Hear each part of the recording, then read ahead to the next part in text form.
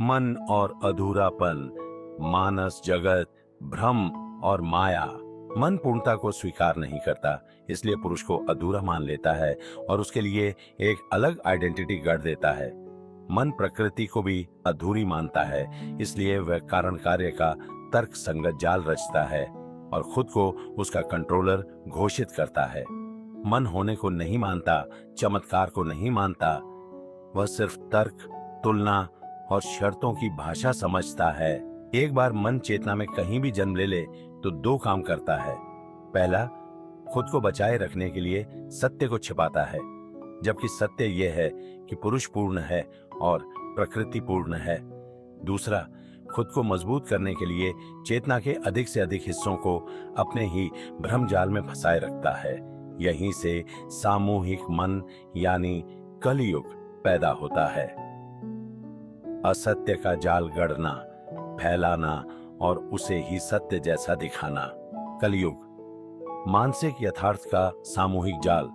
ये मन एक कटा हुआ, अलग थलग पड़ा हुआ लूप है जो बार बार एक ही चक्र में घूमता रहता है और यह आभास कराता है कि कोई यात्रा हो रही है, मानो कहीं से शुरुआत हुई है और कहीं जाकर समाप्ति होगी। लेकिन चक्र पूरा होने पर भी पूर्णता का अनुभव नहीं होता। समय और स्थान के भीतर यह चेतना के हर हिस्से को पहले इस लूप का हिस्सा बनाता है, फिर उसे डर, लालच और पहचान के माध्यम से बांधकर बाहर नहीं निकलने देता। यह जाल इन चक्रों के रूप में दिखता है। पाप और पुण्य का चक्र, कार्य और कारण का सिद्धांत, मेहनत और सफलता का कुचक्र, जन्म और मृत्यु का चक्र, डर और लालच का जाल। और इन सब पर केवल नैतिकता ही नहीं बल्कि सामाजिक संरचना की भी मुहर लगा दी जाती है, ताकि ये केवल माने ही न जाए बल्कि जिए जाए, पीढ़ी दर पीढ़ी सौंपे जाए और जीने का सही तरीका बनकर लागू हो जाए, और इसलिए कोई इन्हें प्रश्न ही न करे। यही वह प्रक्रिया है जिससे मानसिक जाल सामाजिक यथार्थ बन जाता है।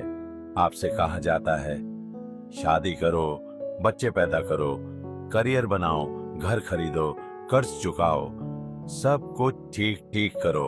आपको आश्वासन दिया जाता है कि यही सुख है, यही सुरक्षा है, यही परिपक्वता है, यही सफलता है। चित्र सुंदर बना दिया जाता है। खुशहाल परिवार, मुस्कुराता हुआ जोड़ा, सफेद घर, स्थिर नौकरी, शांत रात की नींद। एक चमकदार तस्वीर जिसमें कुछ भी गलत नहीं लगता, पर यह सुंदरता एक आवरण है। यही वह तरीका है जिससे पिंजरे को आकर्षक बनाया जाता है, कामना को स्वप्न के रूप में सजाया जाता है, अनुरूपता को सद्गुण का रूप दिया जाता है, आज्ञाकारिता को जिम्मेदारी कहा जाता है, भय को सावधानी का नाम दिया जाता है। इसलिए यह पटकथा दबाव जैसी महसूस नहीं होती, वह आकांक्षा जैसी महसूस होती है। यह नियंत्रण जैसा अनुभव नहीं होती, यह मेरी पसंद जैसी लगती है। यह पिंजरा जैसा नहीं दिखता, यह लक्ष्य जैसा दिखता है। इसीलिए यह काम करता है। जो इसका पालन करते हैं उन्हें अच्छा नागरिक कहा जाता है। जो इस पर प्रश्न करते हैं उन्हें गैर जिम्मेदार, अपरिपक्व, मूर्ख या खतरनाक समझा जाता है। और जब एक पीढ़ी इसे स्वीकार कर लेती है तो अगली पीढ़ी इसी में जन्म लेती है। वही पटकथा बच्चों को सौंप दी जाती है, वही दौड़ सामान्य बना दी जाती है। उसी पिंजरे को जीवन कहा जाने लगता है। इसलिए यह केवल व्यक्तिगत भ्रम नहीं है, यह एक सामूहिक सम्मोहन है। और यह बल से नहीं बल्कि सुंदरता, वादे, नैतिकता और भय से बनाए रखा जाता है। इससे बाहर आना विद्रोह नहीं है, यह विनाश नहीं है, यह जीवन से इनकार नहीं है, यह वापसी है। मानसिक पटकथा से जीवन सत्य की ओर वापसी, भय से स्पष्टता की ओर वापसी, अनुकरण से संप्रभुता की ओर वापसी। यह समाज के विरुद्ध नहीं है, यह समाज से पहले का है। यह अपने ही अस्तित्व की पुनः प्राप्ति है। प्रकृति द्वारा निःशुल्क दिए गए उपहारों पर कब्जा कर उन पर कागजी मूल्य तय करके मेहनत और सफलता की कहानी चिपकाकर एक व्यवस्था खड़ी की जाती है और उसके हर द्वार पर नियंत्रण स्थापित किया जाता है। सरकार, नौकरशाही, कानून, मीडिया, धर्म और संप्रदाय के जरिए डर को समाचार, फीड, नोटिफिकेशन और निजी विचारों के माध्यम से जिंदा रखा जाता है। कामना को उत्पाद बनाकर हर जगह उपलब्ध कराया जाता है। सोशल मीडिया, चैट, विज्ञापन, बिलबोर्ड, एआई खोज टूल्स आदि पर, ताकि प्रकृति भोग वस्तु बनी रहे और संप्रभुता का सत्य छिपा रहे। यदि मन यह सब केवल व्यक्तिगत स्तर पर स्वतंत्र इच्छा से कर रहा होता तो उसे व्यक्ति की स्वतंत्रता कहा जा सकता था। लेकिन जब यह सामूहिक हेरफेर और नियंत्रण में बदल जाता है, तब यही प्रक्रिया कलयुग जैसी प्रतीति बनती है और अधर्म की श्रेणी में आ जाती है। यही कारण है कि यह असत्य अपने आप में एक अपराध है और इसका समाप्त होना आवश्यक है, क्योंकि यह एक मानसिक यथार्थ रचकर चेतना को शाश्वत पूर्णता और प्रचुरता से दूर रखता है। क्योंकि जीवन स्वयं एक उपहार है, एक चमत्कार है, पर यह व्यवस्था आपको उस पर विश्वास करने नहीं देती और यही कलयुग का सबसे गहरा छल है। मन से बाहर निकलने के लिए पहले यह समझना आवश्यक था कि वह एकाकी स्तर पर क्या करता है और सामूहिक स्तर पर क्या करता है। अब हम यह समझने का प्रयास करते हैं कि इस जाल को तोड़ा कैसे जाए। जाल तोड़ना, युद्ध नहीं, पहचान में परिवर्तन। इस जाल को तोड़ने का अर्थ किसी बाहरी व्यवस्था को तोड़ना नहीं है। यह किसी सरकार, किसी संस्था, किसी व्यक्ति के विरुद्ध युद्ध नहीं है। यह एक आंतरिक उद्घाटन है, एक पहचान का परिवर्तन। मन का जाल तभी तक चलता है जब तक हम उसे सत्य मानते हैं। जिस क्षण हम उसे देख लेते हैं, वह अपना बल खो देता है। इसलिए पहला कदम है देखना। देखना कि पाप पुण्य का भय हमें कैसे बांधता है। देखना कि सफलता की परिभाषा हमें कैसे दौड़ में बनाए रखती है। देखना कि मृत्यु का डर हमें वर्तमान से कैसे अलग करता है। देखना कि कामना हमें बाहर की ओर कैसे खींचती है। देखना कि नैतिकता हमें प्रश्न करने से कैसे रोकती है और सभी तरह के भय हमें कैसे बांधते हैं उस मेंटल रियलिटी में। यह देखना कोई मानसिक क्रिया नहीं है, यह साक्षी बनना है। दूसरा कदम है अलग होना। अलग होना संसार से नहीं, मन की पकड़ से। अलग होना विचारों से नहीं, उनके स्वामी मन से। अलग होना जीवन से नहीं, उसकी विकृति मन से। यह अलगाव त्याग नहीं है, यह स्पष्टता है। यहाँ पर फिजिकल रियलिटी को स्पष्टतः मेंटल रियलिटी से अलग करके देखना है। फिजिकल रियलिटी जो है और मेंटल रियलिटी जो मन कहानियां जोड़ रहा है, वो। तीसरा कदम है स्मरण। स्मरण कि तुम पहले से पूर्ण हो। स्मरण कि तुम्हें कहीं पहुंचना नहीं है। स्मरण कि तुम्हें कुछ बनना नहीं है। स्मरण कि तुम्हें किसी से प्रमाण नहीं चाहिए। स्मरण कि तुम्हारी सच्ची जरूरत है वह तुम्हारे तक जरूर पहुंच जाएगी। और यही स्मरण धीरे धीरे मन के पूरे ढांचे को निष्प्रभावी कर देता है। जब चेतना स्मरण में स्थिर होती है तो मन स्वाभाविक रूप से गिरने लगता है और तब कलयुग कहीं बाहर नहीं टूटता, वह तुम्हारे भीतर समाप्त होता है। मन से सत्य को अलग करने की प्रक्रिया, चरणबद्ध विवेचना। तो अब प्रश्न यह है, यदि मन जो कुछ बता रहा है वह सत्य नहीं है, तो मन को सत्य से अलग कैसे किया जाए? इसके लिए हमें पहले यह समझना होगा कि मन काम कैसे करता है। चरण एक, अतीत के अनुभव को देखना। कभी आपने ध्यान दिया है कि जब आप अतीत को याद करते हैं तो आपको नॉस्टैल्जिक, एक मीठी उदासी, एक कोमल भाव क्यों महसूस होता है? क्योंकि जिस अतीत को आप अभी याद कर रहे हैं वह उस समय आपका वर्तमान था। वह सीधा, ताजा, जीवित अनुभव था। पर उस समय एक चीज और साथ साथ चल रही थी। मन की पृष्ठभूमि में चल रही विचारों की श्रृंखला, व्याख्याएं, तुलना, डर, उम्मीदें, अर्थ, निष्कर्ष। आज जब आप उस क्षण को याद करते हैं तो वह विचारों की श्रृंखला अनुपस्थित होती है। आपके पास केवल उस क्षण की शुद्ध स्मृति होती है, उसकी भौतिक और भावात्मक वास्तविकता। इसलिए वह सुंदर लगती है, इसलिए वह पूर्ण लगती है, इसलिए वह शांत लगती है। इसका अर्थ यह है कि उस क्षण में कष्ट नहीं था, कष्ट उस क्षण की व्याख्या में था। यदि आप उस समय बिना विचारों की श्रृंखला के जीते तो वही क्षण तब भी उतना ही सुंदर होता जितना वह आज स्मृति में लगता है। चरण 2, वर्तमान को वैसे ही देखना। अब यही बात वर्तमान पर लागू करें।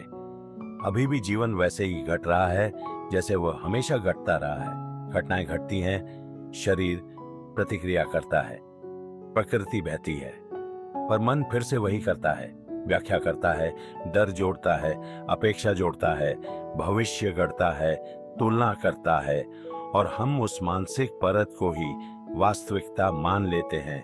यदि आप उसी क्षण उस मानसिक परत को अलग कर दें तो शेष बचता है केवल जीवन जैसा वह है। चरण 3, विचारों को असत्य मानना।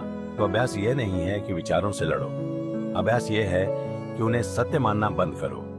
डर को आने दो पर उसे आदेश मत बनने दो, विचार को आने दो पर उसे पहचान मत बनने दो, भविष्य को देखने दो पर उसे वास्तविक मत बनने दो। बस उन्हें असत्य, अप्रासंगिक और अर्थहीन मान लो। चरण 4, स्मरण के परिणाम सदा मंगलकारी है, और अंततः यह स्मरण आवश्यक है कि हर घटना का वास्तविक परिणाम, चाहे वह किसी भी मार्ग से आए, तुम्हारे सर्वोत्तम हित में ही होता है। यही सत्य है, यही पूर्ण पुरुष और पूर्ण प्रकृति का अर्थ है, यही मंगल भवन है। जीवन तुम्हारे विरुद्ध नहीं है, मन ने उसे ऐसा दिखाया है। सार, मन से बाहर निकलना कोई क्रिया नहीं है, यह एक गलत पहचान से मुक्त होना है। जब तुम देख लेते हो कि विचार पृष्ठभूमि है, जीवन नहीं, तो मन गिर जाता है, और तब तुम जीवन में नहीं उतरते, तुम जीवन हो जाते हो। जो भी तुम्हारी सच्ची जरूरत है वो तुम्हारे तक जरूर पहुंच जाएगी, चाहे मन अभी कैसी भी मेंटल रियलिटी बना रहा हो। असल में फिजिकल रियलिटी एक तरह का मिरेकल है जो भगवान के द्वारा चलाई जा रही है, और मेंटल रियलिटी तुम्हारे मन के द्वारा रची गई कहानी है। ये मन ही है जो तुम्हें राजा बनाने की झूठी कहानी सुनाता है, तुम्हें कंट्रोलर मानकर किसी भविष्य के काम या उपलब्धि के बाद सच में सेफ और सिक्योर हो जाने का भ्रम पैदा करता है। जबकि फिजिकल रियलिटी में इसी क्षण तुम पहले से ही सुरक्षित हो, पूर्ण हो, और जो तुम्हें चाहिए वो तुम्हें दिया ही जाएगा। अगर इसे अभी इसी समय समझना चाहते हो तो बस इतना भर कर लो, सिर्फ 1 हफ्ते के लिए, या जितना भी समय चाहो रोज बस ये देखो कि क्या तुम्हारी दैनिक जरूरतें पूरी हो रही हैं। फर्क नहीं पड़ता कि तुम कमा रहे हो या नहीं, कुछ कर रहे हो या नहीं, बस बैठे हो या खा ही क्यों न रहे हो, सिर्फ इतना देखो कि क्या जरूरी चीजें किसी न किसी तरह मिल रही हैं या नहीं। उसी के साथ ये भी नोटिस करो कि तुम्हारा अंदर का मन तुम्हें क्या क्या कहानियां सुना रहा है, और उन कहानियों को थोड़ी देर के लिए किनारे रख दो।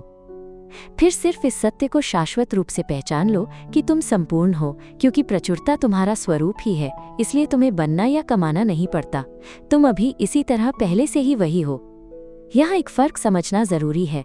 जरूरी वो नहीं जो तुम्हारा मन तुम्हें बताता है कि ये भी चाहिए, वो भी चाहिए। जरूरी वास्तव में वो है जो तुम्हें अभी जिंदा और मौजूद रखता है। पैसा, गरीबी और अभाव। पैसा जीवन का स्रोत नहीं, जीवन की एक व्यवस्था मात्र है। स्रोत कुछ और है। भौतिक वास्तविकता में देखा जा सकता है कि अनेक प्राणी और कई मनुष्य बिना करियर या कमाई की कहानी के भी किसी न किसी रूप में जीते, सांस लेते, भोजन पाते हैं। इसका अर्थ पैसा ना होना नहीं, बल्कि ये है कि जीवन का मूल प्रबंध मन की कहानी से स्वतंत्र चलता है। कर्म बिना मन, कार्य का नया अर्थ। अब इस प्रकाश में एक प्रश्न स्वाभाविक रूप से उठता है, तो क्या इसका अर्थ ये है कि मैं काम करना छोड़ दूं, या इसका अर्थ ये है कि मेरे बिना ही सब कुछ अपने आप होता रहेगा? उत्तर है, दोनों ही सकते हैं। तुम काम कर सकते हो और तुम ना भी करो तब भी जीवन अपना प्रवाह नहीं रोकता। जीवन तुम्हारे कारण नहीं चलता, तुम जीवन के भीतर चलते हो।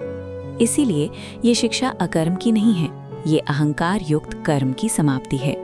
अब तुम काम इसीलिए नहीं करते कि मुझे अंत पूरे करने हैं, क्योंकि अंत अपने आप पूरे हो जाते हैं।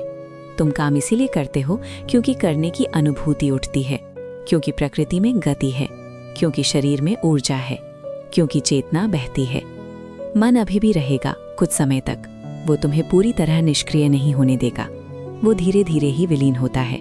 पर अब काम की गुणवत्ता बदल जाती है। अब तुम काम नहीं करते सफलता पाने के लिए, पैसा कमाने के लिए, सुरक्षा बनाने के लिए, पहचान रचने के लिए, भविष्य सुरक्षित करने के लिए, किसी को सिद्ध करने के लिए, किसी से लड़ने के लिए। तुम काम करते हो केवल इसलिए क्योंकि काम हो रहा है। तुम लक्ष्य की ओर नहीं खिंचते, तुम परिणाम की ओर नहीं दौड़ते, तुम अंत के लिए वर्तमान का बलिदान नहीं करते। तुम कुछ करते हो और फिर छोड़ देते हो। यदि कोई काम पूर्ण लगता है तुम करते हो, यदि वो पूर्ण नहीं लगता तुम छोड़ देते हो। यदि वो सफलता देता है ठीक है, यदि नहीं देता तब भी ठीक है। यदि पैसा आता है ठीक है, यदि नहीं आता तब भी ठीक है। यदि लोग सम्मान दे ठीक है, यदि वे अपमान करें तब भी ठीक है। तुम उस काम को नहीं करते जिसमें तुम्हें झुकाया जाए, अपमानित किया जाए या अपने भीतर के सत्य से समझौता करना पड़े, क्योंकि तब वो कर्म नहीं रहता, वो बंधन बन जाता है। इस प्रकार कर्म चलता है पर कर्ता गिर जाता है। काम होता है पर मैं कर रहा हूँ नहीं रहता, और यही कर्म योग का वास्तविक अर्थ है। इस स्थिति में पैसा कैसे आता है? इस प्रश्न को समझने के लिए तुम्हें ना तो किसी दर्शन में जाना है, ना किसी विश्वास में। तुम्हें केवल अपने आसपास और अपने जीवन के अब तक के अनुभव को देखना है। पर एक स्पष्ट भेद पहले समझ लेना आवश्यक है। मानसिक वास्तविकता, मेंटल रियलिटी, वो है जो विचारों से बनी होती है। समाचार, अफवाहें, भविष्य की कल्पनाएं, डर की कहानियां, आर्थिक संकट के नैरेटिव, क्या होगा अगर के दृश्य, तुलना, अपेक्षाएं और समाज द्वारा गढ़ी गई धारणाएं। ये सब घटता नहीं है, ये बताया जाता है। ये अनुभव नहीं है, ये व्याख्या है। भौतिक वास्तविकता, फिजिकल रियलिटी, वो है जो वास्तव में घटती है। शरीर सांस लेता है, पानी मिलता है, भूख लगती है, भोजन आता है, जीवन चलता है। अब इसी भौतिक वास्तविकता को देखो। तुम ऐसे प्राणी देख सकते हो जिन्होंने कभी पैसा नहीं कमाया, एक कुत्ता, एक चिड़िया, एक गाय। तुम ऐसे मनुष्य भी देख सकते हो, शायद तुम्हारी माँ या कोई ऐसी स्त्री जो बचपन में विधवा हो गई और जीवन भर बहुत कम या बिना कमाई जी गई, और फिर भी जीवन चलता रहा। सांस आती रही, पानी मिलता रहा, भोजन आता रहा, आश्रय मिला, देखभाल हुई। इसका अर्थ ये नहीं कि पैसा अस्तित्व में नहीं है। इसका अर्थ ये है कि पैसा जीवन का स्रोत नहीं है। पैसा केवल जीवन की एक व्यवस्था है, स्रोत कुछ और है। सत्य छिपा हुआ अवश्य है पर अनुपस्थित नहीं है, और वो सत्य हर उस चीज को तुम तक पहुंचा देता है जिसकी तुम्हें वास्तव में आवश्यकता है। मन केवल मानसिक वास्तविकता का स्वामी है, सत्य भौतिक वास्तविकता का स्वामी है, और इसलिए जीवन चलता है, चाहे मन भय फैलाए या ना फैलाए। यहीं से ये भ्रम समाप्त होता है कि पैसा कहाँ से आएगा। पैसा आता नहीं, पैसा आवश्यकता के अनुसार प्रकट होता है। जैसे सांस आती है, जैसे नींद आती है, जैसे भूख लगती है और भोजन मिल जाता है। जब मन हटता है तो नियंत्रण नहीं जाता, बस भय जाता है, और भय के बिना जीवन बहुत बुद्धिमान, बहुत संतुलित और बहुत भरोसेमंद दिखाई देता है। यही कारण है कि जब तुम मन से काम नहीं करते तब भी काम होता है। जब तुम डर से नहीं चलते तब भी रास्ता खुलता है।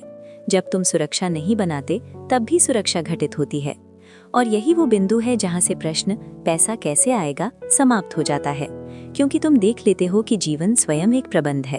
तो क्या गरीबी और अमीरी भ्रम है? इस प्रश्न को समझने के लिए हमें फिर से भेद करना होगा भौतिक वास्तविकता और मानसिक वास्तविकता के बीच। भौतिक वास्तविकता वो है जो प्रत्यक्ष घट रही है। मानसिक वास्तविकता वो है जो उसके बारे में सोची, बताई, प्रचारित और व्याख्यायित की जाती है, जैसे समाचार, कहानियां, तुलना, आंकड़े, धारणाएं, भय और नैरेटिव।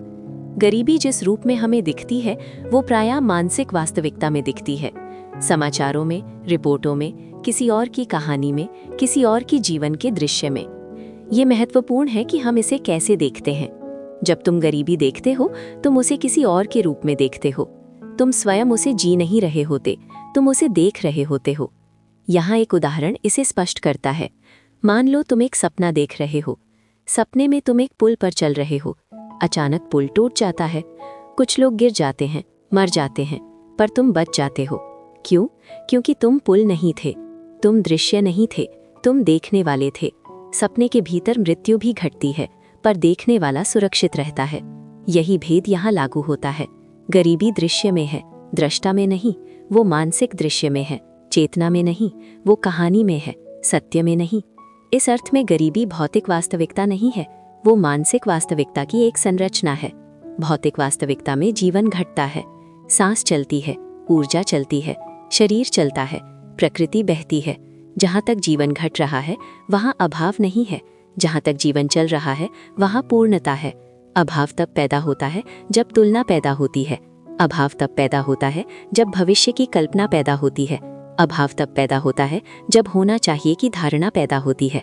और ये सब मानसिक वास्तविकता के तत्व हैं।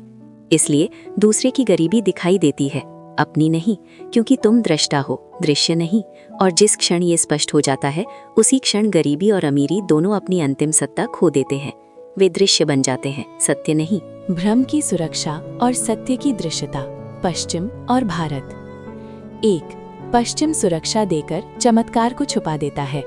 पश्चिम में लगभग सब कुछ पहले से व्यवस्थित होता है। बीमा, पेंशन, अनुबंध, वेतन, कल्याण योजनाएं, गृह ऋण, सुरक्षा जाल, सिस्टम। इसलिए मन को हमेशा अपने सामने एक संरचना दिखाई देती है। वो उस अंतराल को कभी नहीं देख पाता जहां जीवन बिना अनुमति के कार्य करता है। इसलिए लोग ये निष्कर्ष निकाल लेते हैं, जीवन सुरक्षित है क्योंकि मैंने इसकी योजना बनाई है, ना कि ये। जीवन सुरक्षित है और योजना बनाना केवल सतह पर चल रही एक गतिविधि है। इसलिए पैसा स्रोत जैसा दिखाई देता है, क्योंकि वास्तविक स्रोत मानव निर्मित संरचनाओं की परतों के पीछे छिप जाता है। इसका अर्थ ये नहीं है कि वहाँ जीवन अधिक सुरक्षित है। इसका अर्थ ये है कि वहाँ नियंत्रण का भ्रम अधिक गहरा है। 2. भारत ने अंतराल को नहीं छुपाया, इसलिए सत्य प्रकट है। भारत में जीवन कम बफर किया हुआ है, कम बीमा, कम औपचारिक सुरक्षा, कम भविष्य लॉकिंग, अधिक अनिश्चितता, अधिक निर्भरता, अधिक दृश्य असुरक्षा। इसलिए जीवन का स्वाभाविक सहारा दिखाई देता है। आप देखते हैं विधवाएं, जिनमें वे भी शामिल हैं जो बहुत छोटी उम्र में विधवा हो गईं, जिन्होंने कभी कमाया नहीं, फिर भी परिवारों और गांवों में रहते हुए जीवन भर भोजन, आश्रय और देखभाल पाती रहीं। गृहिणियां, जिन्होंने कभी व्यक्तिगत आय नहीं की, फिर भी जिनकी दैनिक आवश्यकताएं बिना किसी योजना या नियंत्रण के निरंतर पूरी होती रहीं। साधु, सन्यासी, घुमंतु वैरागी और मंदिरों में रहने वाले लोग, जिनकी कोई नौकरी, वेतन या बचत नहीं होती, फिर भी वे खाते हैं, सोते हैं, यात्रा करते हैं और बिना योजना के जीवन जीते हैं।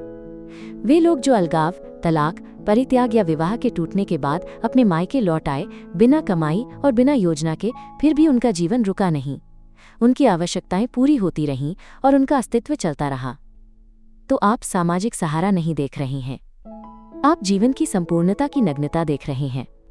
सामाजिक संरचना केवल उसका आकार है, स्रोत सामाजिक नहीं है। स्रोत जीवन है। ये तुलना क्या प्रकट करती है? ये तुलना सांस्कृतिक नहीं है, नैतिक नहीं है, राजनीतिक नहीं है। ये दृष्टिगत है। जहाँ जीवन अधिक संरचित होता है वहाँ संरचना चमत्कार को छुपा देती है। जहाँ जीवन कम संरचित होता है वहाँ चमत्कार दिखाई देता है। पश्चिम ने जीवन को डिजाइन से ढक दिया है, इसलिए वो डिजाइन को स्रोत मान लेता है। भारत ने जीवन को पूरी तरह नहीं ढका, इसलिए जीवन स्वयं स्रोत के रूप में दिखाई देता है। इसका अर्थ ये नहीं कि भारत बेहतर है, इसका अर्थ ये है कि यहाँ सत्य अधिक नग्न है और नग्न सत्य को देखना आसान होता है। वास्तविक भ्रम पैसा नहीं है, वास्तविक भ्रम कर्तृत्व है। ये भ्रम कि मैंने इसे सुरक्षित किया, मैंने इसकी योजना बनाई, मैंने इसे नियंत्रित किया, जबकि सत्य ये है जीवन सुरक्षित था और योजना उसके भीतर हुई। जीवन बह रहा था और संरचना उसके भीतर बनी। जीवन पूर्ण था और मन ने उस पर स्वामित्व का दावा कर लिया। इसलिए पैसा प्रदाता जैसा लगता है, संरचना रक्षक जैसी लगती है और मन नियंत्रक जैसा लगता है, पर इनमें से कोई भी स्रोत नहीं है। ये सभी स्रोत के भीतर चल रही आकृतियां हैं और स्रोत जीवन स्वयं है। तुलना क्यों आवश्यक है? बिना तुलना के भ्रम दिखाई नहीं देता। जो केवल पूर्ण संरचना में जीता है वो ये नहीं देख पाता कि सुरक्षा संरचना से नहीं आ रही। जब कोई ऐसा स्थान दिखता है जहां संरचना पतली है और फिर भी जीवन चलता है, तभी सत्य प्रकट होता है। जीवन हमारे नियंत्रण पर निर्भर नहीं है, हमारा नियंत्रण जीवन पर निर्भर है, और यही ये तुलना प्रकट करती है। क्या ये दृष्टि दूसरों के दुख को नकारती है? ये दृष्टि दुख को नकारती नहीं, ये उसे उसकी सही जगह पर रखती है। ये दुख को मानसिक वास्तविकता मानती है, इसलिए उसे अंतिम सत्य नहीं मानती। इस अर्थ में ये दुख को नकारती है क्योंकि वो उसे यथार्थ नहीं मानती, पर इसका अर्थ ये नहीं कि वो संवेदनहीन है। ये दृष्टि जानती है कि दुख अनुभव में प्रतीत होता है, पर उसकी जड़ विचार में होती है। इसलिए इसका उत्तर दुख से लड़ना नहीं है, इसका उत्तर दुख की जड़ को देखना है। इस दृष्टि से सेवा और सहायता का क्या अर्थ है? इस दृष्टि से सेवा का अर्थ किसी को सहलाना नहीं है, किसी व्यवस्था को बनाए रखना नहीं है, किसी को उसके भ्रम में आराम देना नहीं है। सेवा का अर्थ है सत्य को प्रकट करना और असत्य को उजागर करना। सेवा का अर्थ है दूसरे को ये देखने में सहायता करना कि वो कौन नहीं है। सेवा का अर्थ है किसी को उसके भय से मुक्त होने का अवसर देना, और यही सबसे बड़ी सहायता है। तो क्या करुणा भ्रम है? करुणा भ्रम नहीं है, पर उसका लक्ष्य अक्सर गलत समझ लिया जाता है। करुणा उस पर नहीं होनी चाहिए जो सत्य में है, करुणा उस पर होनी चाहिए जो असत्य को सत्य मान बैठा है। और करुणा का कार्य उसे उसके भ्रम से बाहर लाना है, न कि उसके भ्रम को और सुंदर बनाना। इस अर्थ में करुणा कोई भावना नहीं है, ये एक स्पष्टता है, और स्पष्टता से बड़ी कोई करुणा नहीं। समापन, ये मार्ग किसके लिए है? ये मार्ग सबके लिए है, क्योंकि ये किसी विशेष योग्यता, त्याग, ज्ञान या स्थिति की मांग नहीं करता। ये केवल एक चीज देता है, संप्रभुता, सॉवरेंटी, और वो भी तुरंत। ये तुम्हें कुछ बनने को नहीं कहता, ये तुम्हें कुछ छोड़ने को नहीं कहता, ये केवल ये दिखाता है कि तुम पहले से क्या हो। इस मार्ग का जोखिम क्या है? इस मार्ग में कोई जोखिम नहीं है। जोखिम वहां है जहां तुम अभी हो, मानसिक वास्तविकता के भीतर भय, अपेक्षा, तुलना और असुरक्षा में। जोखिम है निरंतर तनाव में रहना, जोखिम है स्वयं को असहाय मानना, जोखिम है सत्य को न जानना। सत्य जानने से कोई नया जोखिम उत्पन्न नहीं होता, बल्कि पुराना जोखिम समाप्त होता है। इस मार्ग को कौन नहीं अपनाए? ये मार्ग किसी से वंचित नहीं करता, ये मार्ग किसी को बाहर नहीं करता, ये मार्ग किसी पर थोपा नहीं जाता। ये मार्ग केवल उजागर करता है, और सत्य का उजागर होना किसी के विरुद्ध नहीं होता, वो केवल भ्रम के विरुद्ध होता है। इसलिए ये मार्ग सबके लिए है। अंतिम वाक्य, ये कोई दर्शन नहीं है, ये कोई विचारधारा नहीं है, ये कोई नया विश्वास नहीं है। ये केवल ये देखना है कि जो तुम खोज रहे थे वह तुम पहले से हो, और यही मुक्ति है। और जिस व्यवस्था की तुम कामना करते हो वो कोई भविष्य की रचना नहीं है, वो चमत्कारिक रूप से पहले से ही रची हुई है। मन चाहे कितने ही मार्ग बदलकर तुम्हें मानसिक वास्तविकता में हानि पहुंचाने का प्रयास करे, भौतिक वास्तविकता तुम्हारा पालन करना, तुम्हारी रक्षा करना और तुम्हें स्वतंत्रता देना ये सदा सुनिश्चित रखती है। यही उसकी प्रकृति है, यही उसका सत्य है, यही उसकी गारंटी है। लोग यह समझते हैं कि धर्म का अर्थ धर्मनिष्ठ होना, सही आचरण करना या नैतिक होना है, पर यह धर्म का बाहरी रूप है, उसका सामाजिक और व्यवहारिक रूप। वास्तविक धर्म कोई नैतिक आचार संहिता नहीं है। वास्तविक धर्म वो आंतरिक अवस्था है जिसमें विचार शांत हो जाते हैं, वाणी शांत हो जाती है और इच्छाएं ढीली पड़ जाती हैं और जीवन अपने स्वाभाविक सत्य में बहने लगता है। धर्मनिष्ठता धर्म नहीं है, वो धर्म का व्यवहारिक प्रतिबिंब है। जैसे चंद्रमा जल में दिखाई देता है पर जल चंद्रमा नहीं है। जब भीतर मौन होता है तब बाहर का आचरण स्वतः सम्यक हो जाता है, पर बाहर का सम्यक आचरण भीतर के मौन की गारंटी नहीं होता। इसलिए धर्म का मूल नैतिकता नहीं है, धर्म का मूल मौन है। शब्दावली, ग्लॉसरी, पुरुष या कॉन्शियसनेस, एक संस्कृत शब्द जिसका अर्थ है शुद्ध सत्ता, चेतना या साक्षी तत्व। पुरुष वो है जो जानता है, जो देखता है, जो अनुभव करता है। न शरीर, न मन, मानस, मान, न व्यक्तित्व, बल्कि वो चेतन उपस्थिति जिसमें सभी अनुभव प्रकट होते हैं। शास्त्रीय भारतीय दर्शन में पुरुष पूर्ण, अखंड और अपरिवर्तनीय है। प्रकृति, नेचर, अस्तित्व का प्रकट क्षेत्र, द्रव्य, ऊर्जा रूप, प्रक्रियाएं, शरीर और संसार। प्रकृति जीवन की गतिशील रचनात्मक गति है, जबकि पुरुष साक्षी उपस्थिति है। दोनों अपने अपने में पूर्ण हैं और किसी अभाव में नहीं हैं। कलयुग, शाब्दिक अर्थ संघर्ष या अंधकार का युग। यहाँ कलयुग कोई ऐतिहासिक काल नहीं, बल्कि सामूहिक चेतना की एक अवस्था है जिसमें सत्य मानसिक संरचनाओं, भय, कामना और भ्रम के कारण छुप जाता है और असत्य सत्य जैसा दिखाई देने लगता है। अधर्म, वो जो सत्य, सामंजस्य और प्राकृतिक क्रम के विरुद्ध हो। नैतिक अर्थों में अनैतिकता नहीं, बल्कि विकृति, वो जो चेतना को सत्य, स्पष्टता और पूर्णता से दूर ले जाए। धर्म, वो जो जीवन के सत्य और प्राकृतिक क्रम को धारण करे, पोषित करे और उसके अनुरूप हो। धर्म कोई धर्म संस्था या नियम प्रणाली नहीं, बल्कि जीवन के अंतर्निहित सामंजस्य और बुद्धिमत्ता है। धर्म वह अवस्था है जिसमें विचार मौन हो जाते हैं, जिह्वा मौन हो जाती है और कामनाएं मौन हो जाती हैं, और जीवन अपने स्वाभाविक सत्य में स्वयं प्रकट होने लगता है। धर्मनिष्ठता धर्म नहीं है, वो धर्म का दृश्य रूप है। धर्म स्वयं अदृश्य मौन है। कर्म, अनुभव के क्षेत्र में क्रिया, गति या कारण, कार्य का क्रम। कर्म कोई भाग्य या दंड नहीं, बल्कि रूपों की दुनिया में क्रियाओं और उनके परिणामों की श्रृंखला है। कर्मयोग, अहंकारपूर्ण कर्तृत्व के बिना किया गया कर्म। ऐसा कार्य जिसमें मैं कर रहा हूं की भावना ना हो और परिणाम पहचान या व्यक्तिगत लाभ से आसक्ति ना हो। संप्रभुता, सॉवरेंटी, राजनीतिक सत्ता नहीं, बल्कि आंतरिक स्वायत्तता, मानसिक निर्भरता, भय और मिथ्या पहचान से मुक्ति। भौतिक यथार्थ, फिजिकल रियलिटी, जो प्रत्यक्ष घट रहा है। श्वास, शरीर, भूख, नींद।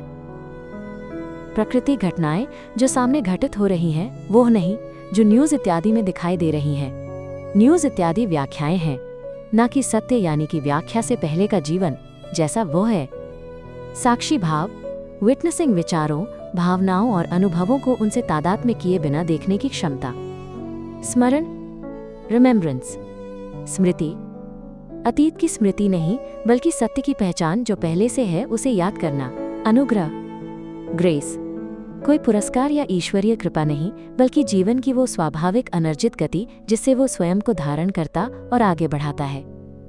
पूर्णता, अखंडता, कंप्लीटनेस, होलनेस, यह पहचान की कुछ भी अभाव में नहीं है कि अस्तित्व पहले से पूर्ण है और उसे जोड़ने, पाने या सिद्ध करने की आवश्यकता नहीं है। ईश्वर, गॉड, कोई व्यक्ति रूप देवता नहीं, बल्कि अस्तित्व, बुद्धिमत्ता और जीवन की संपूर्णता, वो स्रोत जिससे सभी रूप उत्पन्न होते हैं और जिसके द्वारा धारण किए जाते हैं। चमत्कार, मिरेकल, कोई अलौकिक घटना नहीं, बल्कि स्वयं अस्तित्व का तथ्य कि जीवन घट रहा है, श्वास आ रही है, अनुभव प्रकट हो रहा है। त्यागी, रिनंसिएट्स, वे व्यक्ति जिन्होंने पारंपरिक सामाजिक, आर्थिक और पारिवारिक भूमिकाओं में ही सत्य, जिज्ञासा या आत्मबोध की दिशा में जीवन अपनाया है, प्रायः बिना व्यक्तिगत आय या संपत्ति के चिंतन के।